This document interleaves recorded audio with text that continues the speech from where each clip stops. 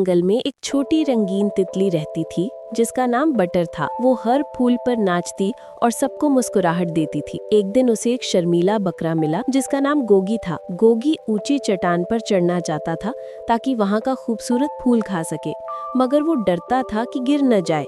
Butter ने मुस्कुराकर कहा, चलो मैं तुम्हारे साथ उड़ती हूँ और रास्ता दिखाती हूँ। गोगी ने पहली बार हिम्मत की और आहिस्ता आहिस्ता चढ़ने लगा।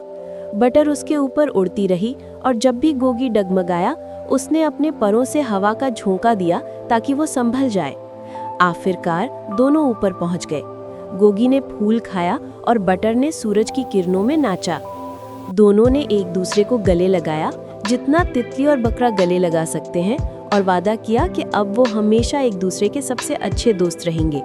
और जंगल में हर कोई गाता है, छोटे परों और मजबूत खुरों की दोस्ती सबसे प्यारी दोस्ती। खुशी खुशी हमेशा हमेशा के लिए। तितली और बकरा।